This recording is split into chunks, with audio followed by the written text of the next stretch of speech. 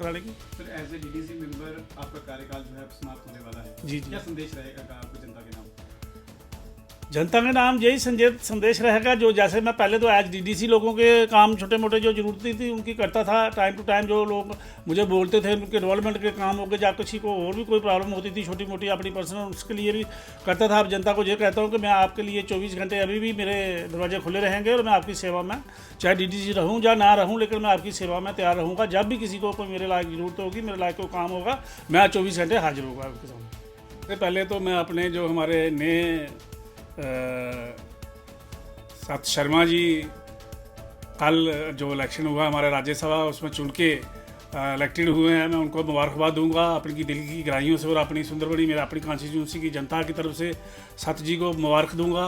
क्योंकि कल वो और ख़ास करके जो जिन लोगों ने वोट डाले हैं वो हमारे पार्टी के एमएलए और बाकी जिन्होंने हमारी मदद की है वोट डाले हैं, सबको मुबारक दूंगा।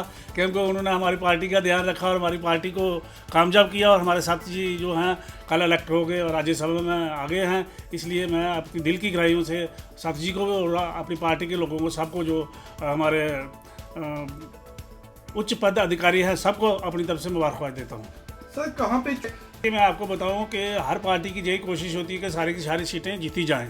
हमारी भी यही कोशिश थी, ठीक कहा हमारे एलओपी साहब ने, उनकी पूरी कोशिश थी हमारी कि हम सारी की सारी सीटें जीतें। लेकिन आपको ये मालूम है कि जो पता है कि हमारी जो मेजॉरिटी थी, मेजॉरिटी के हिसाब से जो हमें सीट मिली है वो हमने अपने ढंग से बड़े प्यार से हमें वो सीट मिल गई है, और हमें इसी में तसल्ली है, इसी में हमारी डेवलपमेंट है, इसी में खुशी है कि जो हमें हमारी सीट जो हमें चाहिए थी वो मिल गई है।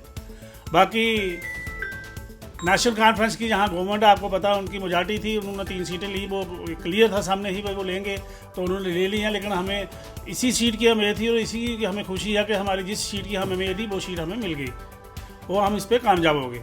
कल जो हमारे प्लान बने थे, खास करके पीआरआई का प्लान जो था कैपेक्स बजट का, और मेरा डीडीसी का प्लान जो था, और हमारे एमएलए साहब ने जो कैपेक्स बजट का प्लान बनाए थे, वो अभी मैं आपको बताऊं कि युद्ध सत्र पे मेरी कॉन्स्टिट्यूंसी में जो है कि वो काम चल रहे हैं। और आपने देखा होगा कि मैक्सिमम 85% जो टेंडरिंग है वो उनकी हो चुकी है और काम स्टार्ट है और नियर कम्प्लीशन है, काम कंप्लीट होने वाले हैं। और मैक्सिमम काम जो है मैं गाँव में जा रहा हूँ, आज भी मेरा टूर है, आपने देखा होगा मैं आज भी लमन के एरिया में जा रहा हूँ, वहाँ भी मेरे 2 दिन काम लगे हुए हैं। खास करके छोटे छोटे काम जो ग्रास रूट लेवल पे लोगों की छोटी छोटी ज़रूरतें हैं हमारी गाँव में लोगों की, खासकर रूरल एरिया में, जैसे शमशान घाट हो गया, किसी की बावली हो गई, किसी का बेल हो गया, डग बेल हो गया, या और कोई छोटे छोटे जो लोगों की ज़रूरत के मुताबिक जो काम प्लान में रखे गए थे, वो काम जो है वो एक युद्ध सत्र पे अभी आपको मैं बताऊं कि वो चल रहे हैं। और अच्छी डेवलपमेंट हमारी मेरी कॉन्स्टिट्यूंसी में लोगों के ग्रास रूट लेवल पे गाँव में जो लोगों के ज़रूरत के काम थे वो अच्छे ढंग से और अच्छी डेवलपमेंट से हो रहे हैं। मेरा जो कार्यकाल है अब वो समाप्त होने वाला है। अब नेक्स्ट इलेक्शन पता नहीं कब होंगे कब नहीं होंगे, सरकार जब चाहेगी, जहाँ इलेक्शन कमीशन जब चाहेगा तब इलेक्शन होंगे।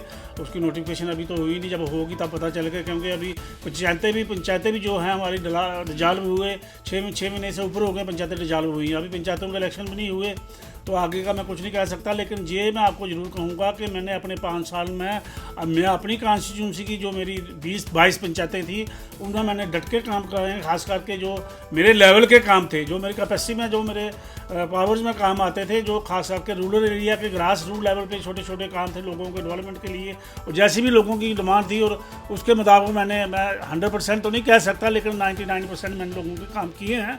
और जो लोगों की खास करके नीड थी रूरल एरिया में, गांव में जिन लोग छोटे छोटे काम जो लोगों थे, खास करके मैं आपको बताऊं ड्रिंकिंग वाटर की जैसे जेजेएम चल रही है, लेकिन वो तो सेंट्रल गवर्नमेंट की स्कीम है। लेकिन मैं आपको बताऊं कि छोटे छोटे जैसे बावलीज हो गई, बेल्स हो गए, ड्रिंकिंग वाटर के लिए बेल हो गए, और छोटी छोटी रोड्स हो गई, लेन ड्रेन हो गई, और जो काम है शमशान घाट के काम हो गए, जो ऐसे काम हैं छोटे छोटे लोगों की ज़रूरतें थी वो हमने मैक्सिमम काम जो है वो करवाए हैं मैंने अपनी कॉन्स्टिट्यूंसी में, और अपनी 22 पंचायतों में लोगों के काम करवाए हैं। क्या आप 4 महीने पहले बन चुका था वो काम स्टार्ट है। मैंने पहले ही आपको बोला कि 85% काम जो मेरे हैं वो स्टार्ट हो चुके हैं। तो हमने कहते हैं कि जितना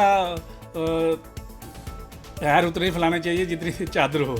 मैं अपनी कैपेसिटी के मुताबिक मैंने पहुंचा सकता था। जब मेरी काउंसिल की मीटिंग होती थी उसमें भी ये पॉइंट रखता था मैं, और मैक्सिमम ऊपर तक जहां एमपी साहब से हो गया या एमएलए साहब, तो शायद अभी इलेक्शन हुए बने हैं, वो बेचारे मेरे कहने के बगैर भी वो बड़ी कोशिश कर रहे हैं, उन्होंने काफ़ी कोशिश की है।